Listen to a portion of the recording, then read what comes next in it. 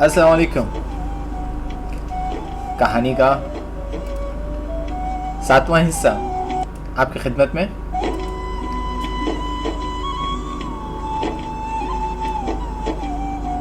पेश करता हूँ इसी उम्मीद के साथ कि बकिया पिछले 6 हिस्सों की तरह ये हिस्सा भी आपको कहानी का पसंद आए। कोशिश अच्छी से अच्छी करता हूँ। बाकी खबर का हाल तो मुर्दा ही जाने। चलिए ज़्यादा बातें नहीं करता, फौरन से कहानी स्टार्ट करता हूँ।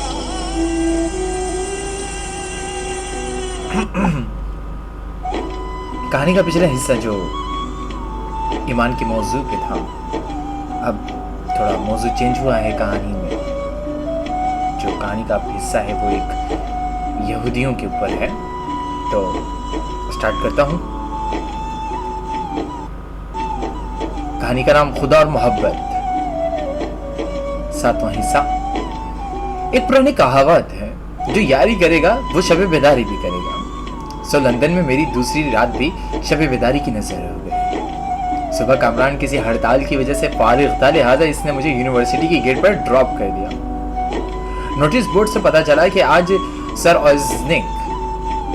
ऑयज़िक हेड ऑफ द डिपार्टमेंट ने नए आने वाले स्टूडेंट से हाल नंबर 3 में बजरिए लेक्चर खिताब करेंगे।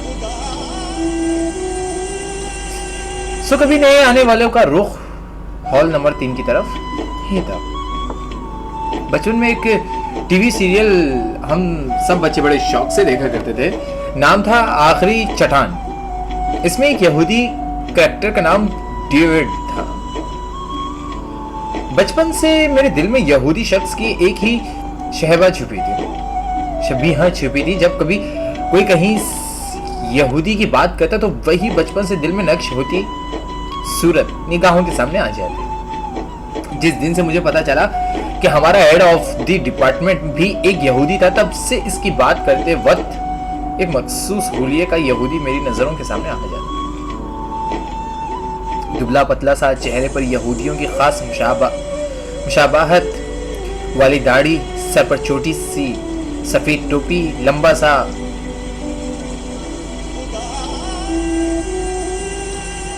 चोगा, तेज आंखें, घुमाने वाला और बहुत तोल कर बोलने वाला तस्बीह घुमाने वाला शख्स। लेकिन सर ऑयज़िक को देखने के बाद मेरे तखिलात को बहुत ज्यादा नहीं, थोड़ी बहुत जरूर लगी, ठेस जरूर लगी।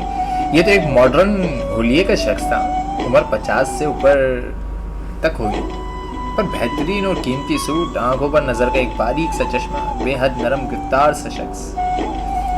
इस दिन मेरे जहन में से मेरे बचपन वाली यहूदी की शबीहा निकल गई। बेहद नरम, बट अलबत्ता ये था कि सर ऑयज़िक के हाथ में भी एक छोटी सी तस्वीर मौजूद थी, जिसे वो शायद अपनी आदत के मुताबिक कभी हाथ में घुमाते और कभी जेब में डाल रहे थे। मुआशियत की इस क्लास में तकरीबन 35 के करीब तालिब इल्म थे, जिनमें लड़कों से ज़्यादा तादाद लड़कियों की थी। सर ऑयज़िक की इब्तिदाई लेकिन पुरअसर लेक्चर का आगाज़ हुआ। शुरू में इन्होंने अपना तारुफ करवाया और फिर मुआशियात से मुतालिक चंद बुनियादी बातें बताई, कुछ यूनिवर्सिटी की डिसिप्लिन के बारे में बयान किया और आखिर हम सब से तारुफ करवाने को कहा। मुझे रूम नंबर 17 अलॉट हुआ और इसी दिन मुझे ये पता चला था कि इस पूरी क्लास में एक मैं ही अकेला मुसलमान तालिब इल्म हूँ। मैंने अपनी बारी पर उठकर जब अपना नाम पुकारा और मजहब इस्लाम बताया तो मुझे महसूस हुआ कि कुछ देर के लिए तमाम क्लास पर सन्नाटा सा छा गया है। शायद ये मेरा वहम ही हो। लेकिन फिर सर ऑयज़िक ने मुझसे मेरी पिछली तालीम और डिग्रियों वगैरह का पूछा, फिर सिलसिला आगे बढ़ा दिया। आखिर स्टूडेंट्स का तारुफ का सिलसिला खत्म हुआ और सर ऑयज़िक ने इख्तितामी जुमलों के साथ अपना पहला लेक्चर खत्म किया।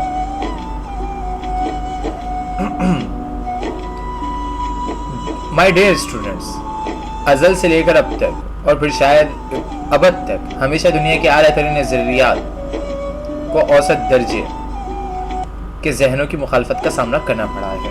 یاد رکھیے، جس نے کبھی غلطی نہیں کی اس نے کبھی کچھ نیا نہیں کیا، یا اس نے کبھی نیا کرنے کی کوشش ہی نہیں کی۔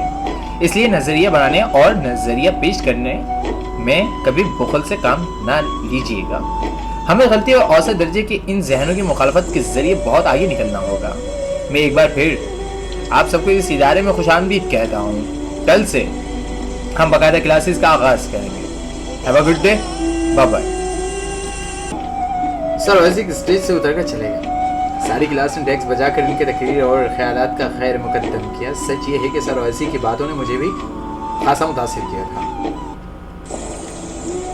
مجھے کامران کی ان سے بچ کر رہنے کی بات یاد آ گئی اور میرے لبوں پر خود بخود ایک ہلکی سی مسکراہٹ ابھر آئی۔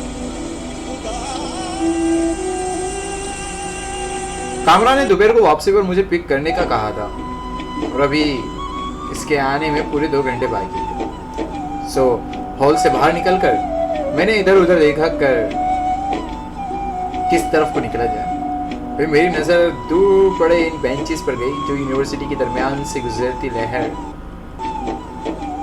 کے کنارے تھوڑے تھوڑے فاصلوں پر لگائے گئے تھے۔ اس طرف آبی پرندوں کے خول بھی موجود تھے جوڑتے ہوئے آتے دریا کنارے بیٹھے اسٹاف اور دیگر طالب علموں کے ہاتھوں پھینکی گئی اپنی مخصوص خوراک کو چلتے پھرتے اڑا جاتے، لے کر اڑ جاتے۔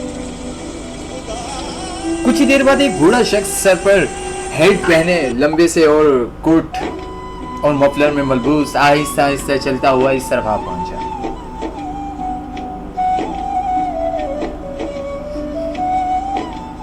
اس کے ہاتھ میں پرندوں کو ڈالنے والے دانے کا ایک بڑا سا کاغذی لفافہ تھا۔ اس نے کچھ ہی دیر میں مٹھیاں بھر بھر کر دانے پرندوں کی طرف اچھال کر وہ لفافہ خالی کر دیا اور اسے قریب بنے ہوئے کچرا دان میں ڈال دیا۔ پھر اس کی نظر مجھ پر پڑ گئی اور میری طرف چلا آیا اور ہاتھ بڑھا کر بولا، جوز، کیا تم نئے آنے والے طالب علم میں سے ایک ہو؟ میں نے اس کا بڑا ہوا ہاتھ تھام لیا۔ ہاں، حماد، فرسٹ سیمسٹر معاشیات۔ اس نے گرم جوشی سے مجھ سے ہاتھ ملایا اور مسکرایا تو بولا، اوہ آئی سی، لیکن ینگ مین تم یہاں تنہا کیوں بیٹھے ہو؟ کیا سینئر اسٹوڈنٹس کی رینکنگ سے ڈرتے ہو؟ میں بھی مسکرایا، نہیں، مجھے ڈر صرف اپنے آپ سے لگتا ہے، لیکن اس وقت میں خود اپنے آپ سے کچھ باتیں کرنا چاہتا تھا، اس لیے اس طرف آ بیٹھا۔ جوزف نے دلچسپی سے میری طرف دیکھا۔ خوب، اپنے آپ سے باتیں؟ بھائی، اس ملاقات کی طرف اپنا دھیان ہی نہیں کیا کبھی، خود سے خود کی ملاقات۔ میں نے کھسک کر اس کے لیے تختے پر جگہ بنا دی۔ جوزف بیٹھ گیا۔ میں نے اسے جواب دیا، اسے اس ملاقات کے لیے کسی خاص توجہ کی کبھی ضرورت نہیں ہوتی کہ انسان عمر بھر میں اپنے آپ سے سب سے زیادہ باتیں کرتا ہے اور اپنے آپ ہی کو سب سے زیادہ جھیلتا ہے۔ شاید کسی اور میں سے اس قدر جھمیلے کتاب بھی نہیں ہوتی۔ انسان خود ہی اپنا سب سے بڑا دوست اور سب سے بڑا دشمن ہے، باقی اس کی اپنی ذات سے باہر ہونے والی سبھی دوستیاں اور سبھی دشمنیاں عارضی اور ناپائیداری ہوتی ہیں۔ جو غور سے میری طرف دیکھ رہا تھا، خود سے بہت ناراض لگتے ہو، یہ تلخی بلا وجہ تو ہو نہیں سکتی۔ لگتا ہے بھائی تمہارے اندر آگ سلگ رہی ہے۔ میں نے باتوں کا رخ کسی اور طرف موڑنا چاہا، لیکن آپ نے نام کے علاوہ اپنا کوئی دوسرا تعارف نہیں کروایا۔ جوزف نے گہری سی سانس لی۔ نام تو تمہیں بتا ہی چکا ہوں، یہیں اس یونیورسٹی میں فائن آرٹس ڈپارٹمنٹ میں ایسوسیٹ پروفیسر ہوں۔ میں نے جلدی سے معذرت پیش کی، معاف کیجیے، میں شاید کچھ زیادہ ہی بول گیا۔ آپ کا انداز دراصل اساتذہ استادوں والا نہیں تھا، ورنہ میں اتنی جوزف نے ہنس کر میری بات کر دی۔ اس معذرت کی کوئی ضرورت نہیں بھائی، دراصل میں جان بوجھ کر یہاں کو نوجوانوں کو پہلی دفعہ اپنا پورا تعارف نہیں کرواتا۔ ایسا کرنے سے وہ محتاط ہو جاتے ہیں اور میں ان میں گھلنے ملنے کا موقع نہیں کھونا چاہتا۔ میں یہی چاہوں گا کہ ہم ہمیشہ اسی بے تکلفی سے ملتے رہیں اور بات کرتے رہیں۔ تم ایک مختلف نوجوان ہو، تم سے ملنا واقعی ایک انوکھا تجربہ ہے میرے لیے۔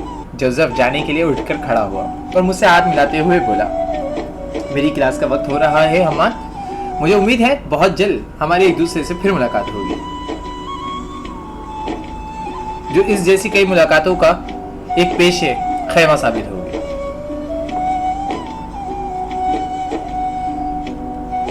जोसेफ जोशी से हाथ मिलाकर रुखसत हो गया। कुछ देर में कामरान के आने में भी वक्त हो गया था। मैं भी सामने बैठे शफाफ पानी और परिंदों से रुखसत लेकर यूनिवर्सिटी की लंबी लंबी राहदारियों से होता हुआ बाहर गेट पर आ गया। बाहर कामरान की गाड़ी पहले से मौजूद थी। मैंने कामरान की तलाश में इधर उधर नजरें दौड़ाई। मुवस्सिफ साहब कुछ दूर एक पॉपकॉर्न की मशीन के करीब खड़ी दो जवान लड़कियों का हाथ देखने में मसरूफ थे और इन्हें यकीन दिला रहे थे कि बहुत बहुत जल्द इनकी जिंदगी में एक खूबसूरत एशियाई नौजवान आने वाला है, जिसके आते ही इनकी जिंदगी में इनकलाबी तब्दीलियां आ जाएंगी। मुझे कामरान की इस सलाहियत पर हमेशा से ही रश्क आता था। मुझे किसी अजनबी लड़की तो क्या, किसी अजनबी मर्द से भी पहले मर्तबा बात करते हुए एक झिझक से महसूस होती थी। वक्तियन वो अजनबी खुद ही बात करने में पहल ना करे, जबकि कामरान और राह चलते उठते बैठते सोते किसी भी वक्त किसी को भी रोक कर घंटों बातें कर सकता था। शायद मेरे अंदर ठुकराए जाने का डर हमेशा से मौजूद रहा था और कामरान इसे किसी खौफ से बिल्कुल ना आशना था। मुझे देखकर इसने जल्दी से मेरी तरफ हाथ हिलाया और इन गोरी लड़कियों को अपना कार्ड दिया, इनका फ़ोन नंबर लिया और मुस्कुराते हुए मेरी तरफ बढ़ाया। हम गाड़ी में सवार हो गए। मैंने कामरान को घूरा, तुम कभी सुधरोगे नहीं? हाँ? कामरान हंसा, अरे यार बोर हो रहा था, 15 मिनट से यूनिवर्सिटी के गेट पर खड़ा, सोचा इनका हाथ ही देख लूं। जहां तक मेरी मालूमात का ताल्लुक है, मैंने तुम्हारी पिछली 7 नस्लों में किसी 10 शनास को तस्करा तक नहीं सुना। कामरान के होंठों पर अब भी वही शरीर से मुस्कुराहट थी। जाने देना यार, ये बता कि लंच का क्या प्रोग्राम है? मेरे पेट में तो चूहे दौड़ रहे हैं। मैंने सीट बेल्ट कुछ ढीली की। भूख तो मुझे भी लगी है, कहीं भी ले चलो। कामरान ने गाड़ी की रफ्तार बढ़ा दी। पकाडली की तरफ चलते हैं। वहाँ एक नया रेस्टोरेंट खुला है, काफी तारीफ सुनी है। हमारी गाड़ी लंदन के दूरिया और 4 रोविया बड़ी शफाफ सड़कों से होती हुई बिग बैन के सामने से दाईं को मुड़ गई। लंदन की मशहूर बिरजों वाले पुल से होते हुए हम पकाडली की तरफ मुड़ गए। मुझे लंदन की चौड़ी चौड़ी सी सड़कें हमेशा से बहुत भरी लगती थी। मैंने कहीं पढ़ा था कि 18वीं के आखिरी और 19वीं सदी के अव्वल में यूरोपियन अहकाम ने अवाम की बगावत और बुरी बलाओं को रोकने की हिकमत अमली के तौर पर इन तमाम शाहराओं को चौड़ा करवा दिया था, ताकि हुकूमत और फौज का अमला आसानी के साथ हुजूम को एक ही जगह काबू कर सके। पकाडली सर्कस से बाएं मुड़ते ही दूर ये दरख्तों की लंबी सी कतार से ढकी खामोश और सुनसान सड़क शुरू हो गई। सड़क के किनारे बनी हुई चौड़ी सी नहर में पिघलती हुई बर्फ का पानी एक अनजाने से सुर के साथ बह रहा था। मैं कामरान इस सड़क पर मुड़ते ही एकदम से खामोश से हो गए, जिसे कुदरत की इस बेपनाह खूबसूरती ने हमारी ज़बानें हिस्स पर चुप की मोहर लगा दी। सड़क पर दरख्तों से गिरे हुए सुर्ख और जर्द पत्तों की चादर से बिछी हुई थी, जो जोर की हवा चलने से इस भीगी हुई सड़क पर कुछ इस तरह से लहराते थे जैसे कोई रेशमी कपड़ा बिछाए कोई काबली पठान बैठा हो, जो अपनी गठरी से रंग बिरंगे नए थान निकाल रहा हो, लहरा रहा हो। कभी कभी हम चंद पलों में भी अपनी सारी जिंदगी फिर से जी लेते हैं। दरख्त और इन खिज़ा रसीदा पत्तों से घिरी हुई इस सड़क पर हम दोनों का ये सफ़र भी जिंदगी के इन्हीं चंद पलों में से एक था। कुछ देर के लिए तो हम ये भूल ही गए थे कि हम इस सड़क के अख्तिताम पर बने एक नए रेस्टोरेंट पर लंच करने के लिए निकले थे। بلا آخر دنیا کی ہر چیز کی طرح اس سڑک کا بھی اختتام ہو ہی گیا۔ ہم نے لکڑی کے بنے ہوئے اس چھوٹے سے خوبصورت ریسٹورنٹ میں اپنی پسند کا لنچ کیا۔ کامران مجھ سے یونیورسٹی کے بارے میں پوچھتا رہا اور میں نے اسے سر روزی کے لیکچرز کا تعارف کروایا۔ لیکچرز اور ان کا تعارف کلاس روم کی خاموشی کے بارے میں بھی بتایا۔ کامران ایسے موقعوں پر بالکل پینڈو ہو جاتا ہے، اسے اپنے غصے پر بالکل کنٹرول نہیں رہتا۔ اس نے زور سے گلاس میز پر مارا۔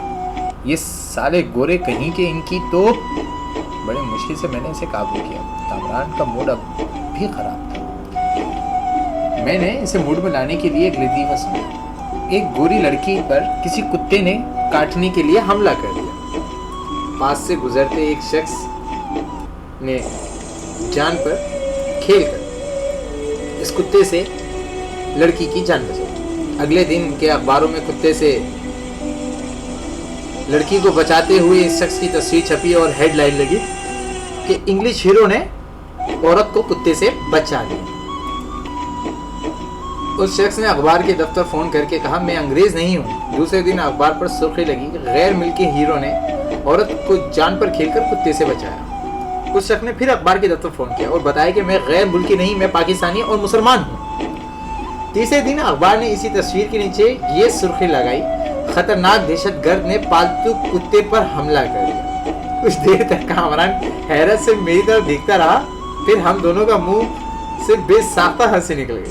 وہ چھوٹا سا ریسٹورنٹ ہماری کے کہاؤں سے گونج رہا تھا اور آس پاس کے لوگ ہمیں حیرت سے دیکھ رہے تھے۔ بچپن میں جب کبھی مجھے کھیلتے ہوئے دوڑ بھاگ میں کوئی چوٹ لگ جاتی تو میں کبھی دوسروں کے سامنے نہیں روتا تھا۔ میں شدید درد میں بھی میری کوشش یہی ہوتی تھی کہ لوگوں کے سامنے میرے آنسو نہ نکلیں۔ ایسی صورت میں فوراً کسی گزشتہ تنہائی کی طرف بھاگتا اور وہاں دل کھول کر روتا۔ دراصل مجھے بچپن سے ہی سب کے سامنے رونا بہت مایوب لگتا۔ مجھے لگتا تھا کہ ہم دوسروں کے سامنے رو کر اپنی آزاد اور ان کی نظروں میں کھو دیتے ہیں۔ مولوی صاحب کے گھر سے واپسی کے بعد بھی میری حالت کچھ ایسی ہی تھی۔ رونا چاہتا تھا لیکن رونے کے لیے جگہ میسر نہ تھی۔ عجیب بے بسی تھی۔ مولوی صاحب صحتیاب ہونے کے بعد دوبارہ سنی کو درس دینے کے لیے آنے لگے تھے۔ ان دنوں میں کسی بھی بہانے سے سنی اور مولوی صاحب کے آس پاس ہی چکر کاٹتا رہتا۔ ایسی امید میں کہ شاید سنی ان سے ایمان کی کوئی بات کرے یا پھر مولوی صاحب بھی اپنے گھر کا کوئی تذکرہ کر دیں، لیکن میری یہ امید بھی ہمیشہ ہی ٹوٹتی رہی۔ پھر میرے جنون نے ایک اور روپ دھارا۔ میں مولوی صاحب کے آنے کا انتظار میں رہتا اور جیسے ہی وہ گھر میں داخل ہوتے میں گاڑی نکال کر ان کے محلے کے گیٹ کے سامنے اور کبھی کبھار تو بالکل ہی ان کی گلی کے پاس لے جا کر گاڑی لگا دیتا اور مولوی صاحب کی واپسی تک گاڑی میں ہی بیٹھا ٹکنی لگائے کسی نازنین کی راہ تکتا رہتا، اس امید پر کہ کبھی نہ کبھی تو وہ گھر سے باہر نکلے گی، لیکن یہ حسرت بھی ہمیشہ ناکام ملے گی۔ میں نے کبھی اس کو گھر سے نکلتے اور باہر پھرتے نہیں دیکھا۔ ہاں البتہ آس پاس سے گزرتے محلوں کے مکین میری گاڑی سے اچھی طرح واقف ہو چکے تھے۔ البتہ ان میں سے کسی نے کوئی اعتراض نہیں کیا، اعتراض بھی کیا۔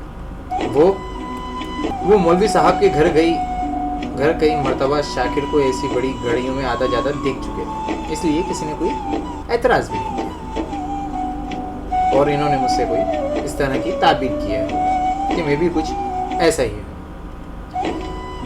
البتہ یہ خیریت رہی کہ ان میں سے کسی نے کبھی مولوی صاحب سے تذکرہ نہیں کیا، ورنہ میرے لیے جواب دینا بہت مشکل ہوا۔ دن یوں ہی گزرتے جا رہے تھے اور میرا جنون بڑھتا جا رہا تھا۔ پھر جیسے قدرت کو مجھ پر رحم آ گئی ہے، ایک ایسی ہی گرم سپہر کو جب مولوی صاحب سنی کو درس دے رہے تھے، شاکر انہیں ڈھونڈتا ہوا اسی گول کمرے کی طرف آ نکلا جہاں میں بھی یوں ہی بلا وجہ بیٹھا کب سے رسالے کی ایک ہی صفحے کے ورق کے گردانی کر رہا تھا۔ شاکر نے آتے ہی مولوی صاحب کو یہ مسردہ سنایا کہ اس کی بڑی بیٹی کی منگنی طے ہو گئی ہے اور اگلے جمعے کی سپہر مولوی صاحب بمائے خاندان کے اس کے گھر مدعو ہیں۔ مولوی صاحب نے منگنی طے ہونے پر شاکر کو بے حد مبارکباد دی اور خوشی کا اظہار کیا، لیکن انہوں نے شاکر سے معذرت کی کہ کہ جمعے کے دن کا تو وہ پہلے ہی کسی تبلیغ جماعت سے وعدہ کر چکے ہیں، ان کے ساتھ علاقے کی گشت پر چلیں گے، اور اب اس وعدے کو ٹالنا کسی طور مناسب نہ تھا۔ البتہ انہوں نے یہ وعدہ ضرور کیا ہے کہ وہ اپنے بھتیجے عبداللہ کے ساتھ باقی گھر والوں کو منگنی کی تقریب میں ضرور بھیج دیں گے۔ مجھے یوں لگا جیسے برسوں کی ویران بیابان صحرا میں پھرتے پھرتے اچانک کوئی نخلستان اور سے مجھے نظر آ گیا۔ میں جانتا تھا کہ شاکر یہ جانتے ہوئے بھی کہ ہمارے اس عمارت زدہ گھر میں سے کوئی بھی اس خوشی میں شریک ہونے نہیں آئے گا، ہم سب کو دعوت ضرور دے گا۔ شاید قدرت مجھے اس کی ایک جھلک دکھانے کے لیے یہ سب انتظام کیا ہو، اور پھر ہوا بھی نہیں۔ بابا نے حسب معمول ایک لمبا سا ہنکار بھرا اور جیب سے پرس نکال کر چند بڑے نوٹ شاکر کے حوالے کر دیے۔ میری طرف سے بیٹی کے لیے کچھ لے لیں۔ امی نے بھی گھر میں کام کرنے والیوں کو پرانے صندوق اور الماریوں کو کھنگالنے کا کہا، اور کپڑوں سے اور پرانے زیورات کے ایک گٹھری شاکر کے حوالے کر دی گئی۔ شاکر نے سب کی طرف سے مایوس ہو کر میری طرف دیکھا۔ میں نے اسے تسلی دی، میں ضرور آ جاؤں گا، وعدہ رہا۔ بابا کے چہرے پر نہ گواری کے تاثرات ابھرے جو ان کے پائپ کے دھوئیں کے پیچھے کھو گئے۔ امی اور بھابھی نے بھی ناک بھون چڑھائی، لیکن کسی نے کچھ کہا نہیں۔ یہ سچ ہے کہ اس مرتبہ شاکر کی خوشی میں شرکت کرنے میں میری اپنی شدید غرض بھی شامل تھی، لیکن یہ بھی سچ ہے کہ اگر بات ایمان کی ایک جھلک کی نہ بھی ہوتی تو بھی ضرور شاکر کے گھر جاتا۔ اس کا اور میرا رشتہ نوکر اور مالک سے بہت بڑھ کر تھا، اور تمام گھر والے بھی بچپن سے میری شاکر سے اس عمومیت سے اچھی طرح واقف تھے۔ شاکر بہت پہلے مولوی صاحب کے اس چھوٹے سے محلے میں ہی رہتا تھا۔ اس نے بہت چھوٹی عمر میں دادا جان نے گھر کی ڈرائیوری پر رکھ لیا تھا۔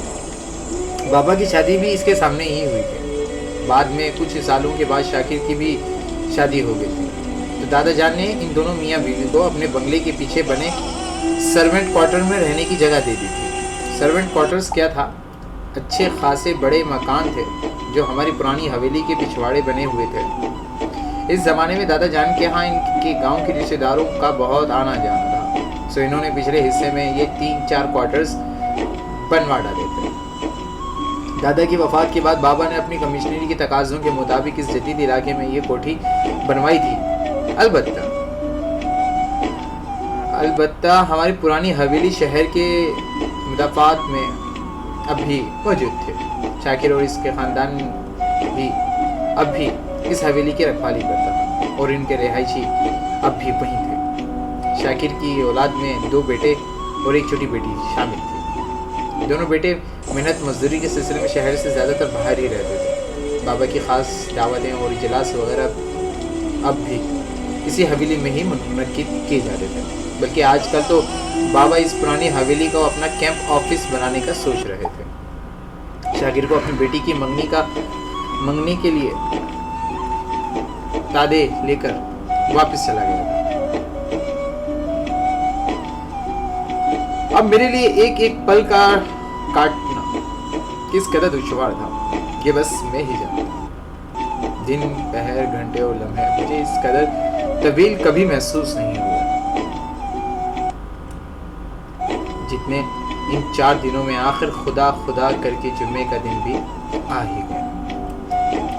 مجھے یاد ہے اس دن میرا دل کر رہا تھا کہ صبح سورج نکلنے سے پہلے ہی میں پرانی حویلی کے گیٹ سے ملحق باغ میں جا بیٹھوں، جہاں سے تمام مہمانوں کا داخل ہونا تھا۔ وہ بھی تو وہیں سے گزریں گے، جانے وہ کیسا لمحہ ہوگا جب میں پھر اسے ایک مرتبہ دیکھ پاؤں۔ لیکن مجبوری یہ تھی کہ تقریب کے وقت شام 4 بجے کا رکھا ہے، اور ابھی تک تو ٹھیک صبح بھی نہیں ہوئی تھی۔ میں سپہر تک کسی کھوئے ہوئے مسافر کی طرح اپنے ہی گھر کی راہداریوں میں اور روشوں میں کئی پتنگ کی مانند ڈولتا رہا۔ ریشوں بہرحال اس دن مجھے پتا چلا کہ لمحے گھنٹوں کی طرح کیسے گزرتا ہے۔ نہ جانے کب دن کے 2 بجے اور میں اس بچے کی طرح گاڑی نکال کر اپنی پرانی حویلی کی طرف بھاگا، جو اپنے روزے کے دن عصر کے وقت سے ہی روزہ کھولنے کے انتظام میں دسترخوان پر جاتا۔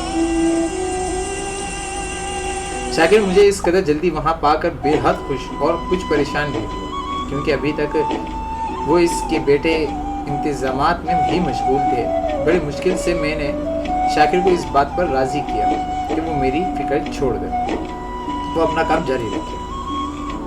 तब तक नई हवेली का एक चक्कर लगा लूँ। शाकिर को दिखाने के लिए कुछ देर तक मैं अपनी आबाई हवेली में घूमता फिरता रहा, और जैसे ही शाकिर का ध्यान दूसरी तरफ हुआ, मैं नज़र बचाकर गेट के पास वाले बागीचे में लगी कुर्सियों में एक पर आ बैठा। तमाम मेहमानों को इसी मरकज़ी गेट से ही अंदर आना था, क्योंकि शाकिर कॉर्नर की हवेली में दूसरा कोई और रास्ता नहीं था। 3:30 बजे से मेहमानों की आमद शुरू हो गई और मेरी धड़कन की अथल पत्थल हुई। जब भी कोई पर्दा नशीन दूर से गेट की तरफ नजर आती, मेरी सांसें थमने लग जाती। लेकिन जिनके इंतजार में मैं जाने कितनी सदियों से यहाँ बैठा था, इसका अब तक दूर दूर तक कहीं कुछ नाम नहीं था। मुझे लगा जैसे वो नहीं आएंगे, कहीं मौलवी साहब ने मना ही ना कर दिया हो, कहीं कोई और मसला ना हो गया हो, जो एक एक पल में दिल में आते हैं। अजीब अजीब से सवालात मेरी दहशतों को बढ़ा देते और फिर वापस चले जाते। फिर अचानक इस ठंडी सड़क के मोड़ पर, जिस किनारे से हमारी हवेली मौजूद थी, एक टांगा अपनी मखसूस टक टक टक टक की आवाज़ के साथ नमदार हुआ। मेरी नज़रें आखिरी उम्मीद के थमथमाते की तरह इस टांगे की मखसूस रफ्तार पर चमकी। टांगा हवेली के बड़े चौबी गेट के सामने आकर रुक गया। इसमें अगली सीट पर इनके साथ एक पुरनूर चेहरे और हल्की सी दाढ़ी वाला एक नौजवान बैठा था। सफ़ेद शलवार कुर्ते में मलबूस, और इस नौजवान ने उतरकर कोचवान को किराया देकर फारिग किया, और पिछली सीट से स्याह बुरकों में मलबूस 2 लड़कियां नीचे उतरी। फिजा थम सी गई, हवा सख्त हो, वो दरख्तों के सभी परिंदों चहचहाना मिल गए। वही थी। मैं इन नाजुक कदमों को कैसे भूल सकता।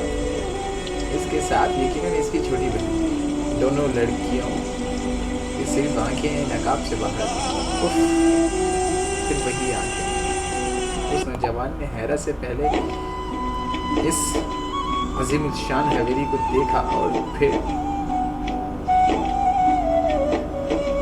लड़कियों से जैसे एक मर्तबा दोबारा तसही चाहिए करना चाहिए, क्योंकि एक ड्राइवर की ऐसी रिहायशी गाह का इसे तस्वुर भी ना होगा। फिर शायद जैसे छोटी वाली ने इसे कुछ समझाया, वो नौजवान इन्हें ले जैसे किसी स्टेज में झिझकते हुए गेट खोलकर अंदर दाखिल हुए। शायद वो सबसे पहली मर्तबा शाकिर के घर गए थे। वक्तन इस नौजवान की नज़र मुझ पर पड़ गई, और ये कहा, ये क्या वो तीनों तो मेरी जाने भी बढ़ रहे थे। मैं हड़बड़ाकर खड़ा हुआ। छोटी वाली की आंखें में मुझे देखकर शनासाई की एक चमक लहराई, और इससे सरगोशी में ईमान से कुछ कहा। शायद छोटी मुझे पहचान गई। ईमान ने एक नज़र उठाकर मेरी तरफ देखा। एक बिजली सी चमक ये इसकी दूसरी नज़र थी, जो मेरी तरफ टकराई थी। बेखुदी की एक लहर मुझ पर तारी हुई। मुझे ही लगा जैसे किसी इसकी पहली नज़र से लेकर उसकी दूसरी नज़र तक के फासले के दरमियान मुझ पर जो भी गुजरी, मेरी तड़प, मेरे लिए कसक, मेरी वहशत, मेरी दरबदरी, सबको करहा हो गया। मेरे करीब आकर लड़के ने मुझे सलाम किया। जनाब, ये शाकिर साहब, मेरा मतलब है जिनकी बेटी की आज मंगनी है, उनका घर है। मैंने जल्दी से कहा, जी आप ठीक जगह पर आए हैं। यहाँ से इस रास्ते से होते हुए आप पीछे चले जाएं, तकरीब वहीं हो रही है। मोहब्बत इंसान को क्या कुछ नहीं सिखा देती, और वो यही आलम इस वक्त हमाद का था। बहरहाल कहानी का 8वें हिस्से में देखते हैं आगे क्या है, क्या वजूहात हैं और क्या चल रहा है। इंशाल्लाह बहुत जल्दी कहानी का 8वां हिस्सा आपकी नज़र करता हूँ। कहानी के 7वें हिस्से का यहाँ इख्तिताम पज़ीर करते हैं बहुत जल्द इंशाल्लाह। हमारा आपसे वादा है हमेशा की तरह अच्छे से अच्छा ही पेश करने की कोशिश करूँगा। آج کے لیے بس اتنا ہی. اپنا خیال رکھیے گا. اللہ حافظ. فی امان اللہ. ایسی امید میں کہ شاید سنی ان سے ایمان کی کوئی بات کرے یا پھر مولوی صاحب بھی اپنے گھر کا کوئی تذکرہ کر دیں. لیکن میری یہ امید بھی ہمیشہ ہی ٹوٹتی رہی. پھر میرے جنون نے ایک اور روپ دھارا. میں مولوی صاحب کے آنے کا انتظار میں رہتا ہوں. جیسے ہی وہ گھر میں داخل ہوتے میں گاڑی نکال کر ان کے محلے کے گیٹ کے سامنے اور کبھی کبھار تو بالکل ہی ان کی گلی کے پاس لے جا کر گاڑی لگا دیتا اور مولوی صاحب کی واپسی تک گاڑی میں ہی بیٹھا ٹیکنی لگائے کسی نازنین کی راہ تکتا رہتا اس امید پر کہ کبھی نہ کبھی تو وہ گھر سے باہر نکلے گی. لیکن یہ حسرت بھی ہمیشہ ناکام ملے گی. میں نے کبھی اس کو گھر سے نکلتے اور باہر پھرتے نہیں دیکھا. ہاں البتہ آس پاس سے گزرتے محلوں کے مکین میری گاڑی سے اچھی طرح واقف ہو چکے تھے. البتہ ان میں سے کسی نے کوئی اعتراض نہیں کیا. اعتراض بھی کیا وہ مولوی صاحب کے گھر کئی مرتبہ شاکر کو ایسی بڑی گاڑیوں میں آتا جاتا دیکھ چکے تھے. اس لیے کسی نے کوئی اعتراض بھی نہیں کیا اور انہوں نے مجھ سے کوئی اس طرح کی تعبیر کی ہے کہ میں بھی کچھ ایسا ہی ہوں. البتہ یہ خیریت رہی کہ ان میں سے کسی نے کبھی مولوی صاحب سے تذکرہ نہیں کیا ورنہ میرے لیے جواب دینا بہت مشکل تھا. دن یوں ہی گزرتے جا رہے تھے اور میرا جنون بڑھتا جا رہا تھا. پھر جیسے قدرت کو مجھ پر رحم آ گئی. ٹھیک ہے ایک ایسی ہی گرم سپہر کو جب مولوی صاحب سنی کو درس دے رہے تھے شاکر انہیں ڈھونڈتا ہوا اسی گول کمرے کی طرف آ نکلا جہاں میں بھی یوں ہی بلا وجہ بیٹھا کب سے رسالے کی ایک ہی صفحے کے ورق کے گردانی کر رہا تھا. شاکر نے آتے ہی مولوی صاحب کو یہ مسردہ سنایا کہ اس کی بڑی بیٹی کی منگنی طے ہو گئی ہے اور اگلے جمعے کی سپہر مولوی صاحب بمائے خاندان کے اس کے گھر مدعو ہیں. مولوی صاحب نے منگنی طے ہونے پر شاکر کو بے حد مبارکباد دی اور خوشی کا اظہار کیا. لیکن انہوں نے شاکر سے معذرت کی کہ جمعے کے دن کا تو وہ پہلے ہی کسی تبلیغ جماعت سے وعدہ کر چکے ہیں ان کے ساتھ علاقے کی گشت پر چلیں گے اور اب اس وعدے کو ٹالنا کسی طور مناسب نہ تھا. البتہ انہوں نے یہ وعدہ ضرور کیا ہے کہ وہ اپنے بھتیجے عبداللہ کے ساتھ باقی گھر والوں کو منگنی کی تقریب میں ضرور بھیج دیں گے. مجھے یوں لگا جیسے برسوں کی ویران بیابان صحرا میں پھرتے پھرتے اچانک کوئی نخلستان اور سے مجھے نظر آ گیا. میں جانتا تھا کہ شاکر یہ جانتے ہوئے بھی کہ ہمارے اس عمارت زدہ گھر میں سے کوئی بھی اس خوشی میں شریک ہونے نہیں آئے گا. ہم سب کو دعوت ضرور دے گا. شاید قدرت مجھے اس کی ایک جھلک دکھانے کے لیے یہ سب انتظام کیا ہو. اور پھر ہوا بھی بابا نے حسب معمول ایک لمبا سا ہنکار بھرا اور جیب سے پرس نکال کر چند بڑے نوٹ شاکر کے حوالے کر دیے. میری طرف سے بیٹی کے لیے کچھ لے لیں. امی نے بھی گھر میں کام کرنے والیوں کو پرانے صندوق اور الماریوں کو کھنگالنے کا کہا اور کپڑوں سے اور پرانے زیورات کے ایک گٹھری شاکر کے حوالے کر دی گئی. شاکر نے سب کی طرف سے مایوس ہو کر میری طرف دیکھا. میں نے اسے تسلی دی. میں ضرور آ جاؤں گا، وعدہ کرا. بابا کے چہرے پر نہ گواری کے تاثرات ابھرے جو ان کے پائپ کے دھوئیں کے پیچھے کھو گئے. امی اور بھابھی نے بھی ناک بھون چڑھائی لیکن کسی نے کچھ کہا نہیں. یہ سچ ہے کہ اس مرتبہ شاکر کی خوشی میں شرکت کرنے میں میری اپنی شدید غرض بھی شامل تھی. لیکن یہ بھی سچ ہے کہ اگر بات ایمان کی ایک جھلک کی نہ بھی ہوتی تو بھی ضرور شاکر کے گھر جاتا. اس کا اور میرا رشتہ نوکر اور مالک سے بہت بڑھ کر تھا اور تمام گھر والے بھی بچپن سے میری شاکر سے اس عمومیت سے اچھی طرح واقف تھے. شاکر بہت پہلے مولوی صاحب کے اس چھوٹے سے محلے میں ہی رہتا تھا. اس نے بہت چھوٹی عمر میں دادا جان نے گھر کی ڈرائیوری پر رکھ لیا تھا. بابا کی شادی بھی اس کے سامنے ہی ہوئی تھی. بعد میں کچھ سالوں کے بعد شاکر کی بھی شادی ہو گئی تھی تو دادا جان نے ان دونوں میاں بیوی کو اپنے بنگلے کے پیچھے بنے سرونٹ کوارٹر میں رہنے کی جگہ دے دی تھی. سرونٹ کوارٹرز کیا تھا؟ اچھے خاصے بڑے مکان تھے جو ہماری پرانی حویلی کے پچھواڑے بنے ہوئے تھے. اس زمانے میں دادا جان کے ہاں ان کے گاؤں کے رشتہ داروں کا بہت آنا جانا تھا سو انہوں نے پچھلے حصے میں یہ 3-4 کوارٹرز بنوا ڈالے تھے. دادا کی وفات کے بعد بابا نے اپنی کمشنری کے تقاضوں کے مطابق اس جدید علاقے میں یہ کوٹھی بنوائی تھی. البتہ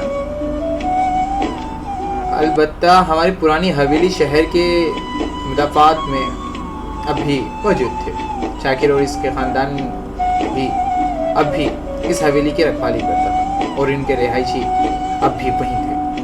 شاکر کی اولاد میں 2 بیٹے اور ایک چھوٹی بیٹی شامل تھی. دونوں بیٹے محنت مزدوری کے سلسلے میں شہر سے زیادہ تر باہر ہی رہتے تھے. بابا کی خاص دعوتیں اور اجلاس وغیرہ اب بھی اسی حویلی میں ہی منعقد کیے جاتے تھے. بلکہ آج کل تو بابا اس پرانی حویلی کو اپنا کیمپ آفس بنانے کا سوچ رہے تھے. شاکر کو اپنی بیٹی کی منگنی کے لیے دادے لے کر واپس چلا گیا. اب میرے لیے ایک ایک پل کا کاٹنا کس قدر دشوار تھا یہ بس میں ہی جانتا. دن پہر گھنٹے اور لمحے مجھے اس قدر طویل کبھی محسوس نہیں ہوا جتنے ان 4 دنوں میں. آخر خدا کر کے جمعے کا دن بھی آ ہی گیا. مجھے یاد ہے اس دن میرا دل کر رہا تھا کہ صبح سورج نکلنے سے پہلے ہی میں پرانی حویلی کے گیٹ سے ملحق باغ میں جا بیٹھوں جہاں سے تمام مہمانوں کا داخل ہونا تھا. وہ بھی تو وہیں سے گزریں گے. جانے وہ کیسا لمحہ ہوگا جب میں پھر اسے ایک مرتبہ دیکھ پاؤں. لیکن مجبوری یہ تھی کہ تقریب کے وقت شام 4 بجے کا رکھا ہے اور ابھی تک تو ٹھیک صبح بھی نہیں ہوئی تھی. میں سپہر تک کسی کھوئے ہوئے مسافر کی طرح اپنے ہی گھر کی راہداریوں میں اور روشوں میں کئی پتنگ کی مانند ڈولتا رہا. ریشوں. بہرحال اس دن مجھے پتا چلا کہ لمحے گھنٹوں کی طرح کیسے گزرتا ہے. نہ جانے کب دن کے 2 بجے اور میں اس بچے کی طرح گاڑی نکال کر اپنی پرانی حویلی کی طرف بھاگا جو اپنے روزے کے دن عصر کے وقت سے ہی روزہ کھولنے کے انتظام میں دسترخوان پر جاتا ہے. شاکر مجھے اس قدر جلدی وہاں پا کر بے حد خوش اور کچھ پریشان بھی ہوا کیونکہ ابھی تک وہ اس کے بیٹے انتظامات میں بھی مشغول تھے. بڑی مشکل سے میں نے شاکر کو اس بات پر راضی کیا کہ وہ میری فکر چھوڑ دے, وہ اپنا کام جاری رکھے. تب تک نئی حویلی کا ایک چکر لگا دیا. شاکر کو دکھانے کے لیے کچھ دیر تک میں اپنی آبائی حویلی میں گھومتا پھرتا رہا اور جیسے ہی شاکر کا دھیان دوسری طرف ہوا میں نظر بچا کر گیٹ کے پاس والے باغیچے میں لگی کرسیوں میں ایک پر آ بیٹھا. تمام مہمانوں کو اسی مرکزی گیٹ سے ہی اندر آنا تھا کیونکہ شاکر گورنر کی حویلی میں دوسرا کوئی اور راستہ نہیں. 3:30 بجے سے مہمانوں کی آمد شروع ہو گئی اور میری دھڑکن کی اتھل پتھل ہوئی. جب بھی کوئی پردہ نشین دور سے گیٹ کی طرف نظر آتی میری سانسیں تھمنے لگ جاتی. لیکن جن کے انتظار میں جانے کتنی صدیوں سے یہاں بیٹھا تھا اس کا اب تک دور تک کہیں کچھ نام نہیں تھا. مجھے لگا جیسے وہ نہیں آئے گے. کہیں مولوی صاحب نے منع ہی نہ کر دیا ہو, کہیں کوئی اور مسئلہ نہ ہو گیا ہو جو ایک ایک پل میں دل میں آتے ہیں. عجیب سے سوالات میری دہشتوں کو بڑھا دیتے اور پھر واپس چلے جاتے. پھر اچانک اس ٹھنڈی سڑک کے موڑ پر جس کنارے سے ہماری حویلی موجود تھی ایک ٹانگا اپنی مخصوص ٹک ٹک ٹک ٹک کی آواز کے ساتھ نمودار ہوا. میری نظریں آخری امید کے تمتماتے کی طرح اس ٹانگے کی مخصوص رفتار پر چمکی. ٹانگا حویلی کے بڑے چوبی گیٹ کے سامنے آ کر رک گیا. اس میں اگلی سیٹ پر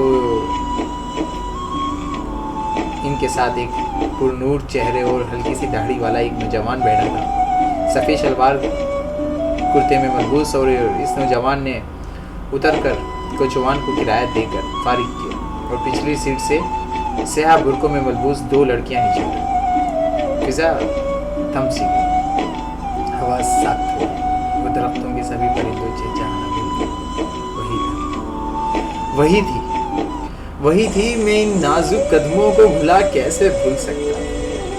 اس کے ساتھ یقیناً اس کی چھوٹی بہن. دونوں لڑکیوں کی صرف آنکھیں نقاب سے باہر تھیں. پھر وہی آنکھیں. اس نوجوان نے حیرت سے پہلے اس عظیم الشان حویلی کو دیکھا اور پھر لڑکیوں سے جیسے ایک مرتبہ دوبارہ تصحیح چہی کرنا چاہیے، کیونکہ ایک ڈرائیور کی ایسی رہائشی گاہ کا اسے تصور بھی نہ ہوگا۔ پھر شاید جیسے چھوٹی والی نے اسے کچھ سمجھایا، وہ نوجوان انہیں لے جیسے کسی اسٹیج میں جھجکتے ہوئے گیٹ کھول کر اندر داخل ہوئے۔ شاید وہ سب سے پہلی مرتبہ شاکر کے گھر گئے تھے۔ وقتاً اس نوجوان کی نظر مجھ پر پڑ گئی اور یہ کہا، یہ کیا وہ تینوں تو میری جانب بھی بڑھ رہے تھے؟ میں ہڑبڑا کر کھڑا ہوا۔ چھوٹی والی کی آنکھیں میں مجھے دیکھ کر شناسائی کی ایک چمک لہرائی اور اس سرگوشی میں ایمان سے کچھ کہا۔ شاید چھوٹی مجھے پہچان گئی۔ ایمان نے ایک نظر اٹھا کر میری طرف دیکھا، ایک بجلی سی چمک۔ یہ اس کی دوسری نظر تھی جو میری طرف ٹکرائی تھی۔ بے خودی کی ایک لہر مجھ پر طاری ہو گئی۔ مجھے یہ لگا جیسے کسی اس کی پہلی نظر سے لے کر اس کی دوسری نظر تک کے فاصلے کے درمیان مجھ پر جو بھی گزری، میری تڑپ، میرے لیے کسک، میری وحشت، میری دربدری، سب کو کرہا ہو گیا۔ میرے قریب آ کر لڑکے نے مجھے سلام کیا۔ جناب یہ شاکر صاحب، میرا مطلب ہے جن کی بیٹی کی آج منگنی ہے، ان کا گھر ہے؟ میں نے جلدی سے کہا، جی جی آپ ٹھیک جگہ پر آئے ہیں، یہاں سے اس راستے سے ہوتے ہوئے آپ پیچھے چلے جائیں، تقریب وہیں ہو رہی ہے۔ محبت انسان کو کیا کچھ نہیں سکھا دیتی، اور وہ یہی عالم اس وقت حماد کا تھا۔ بہرحال کہانی کا 8ویں حصے میں دیکھتے ہیں آگے کیا ہے، کیا وجوہات ہیں اور کیا چل رہا ہے۔ انشاءاللہ بہت جلدی کہانی کا 8واں حصہ آپ کی نظر کرتا ہوں۔ کہانی کا 7واں حصے کا یہاں اختتام پذیر کرتے ہیں بہت جلد انشاءاللہ۔ ہمارا آپ سے وعدہ ہے ہمیشہ کی طرح اچھے سے اچھا ہی پیش کرنے کی کوشش کروں گا۔ آج کے لیے بس اتنا ہی، اپنا خیال رکھیے گا۔ اللہ حافظ، فی امان اللہ۔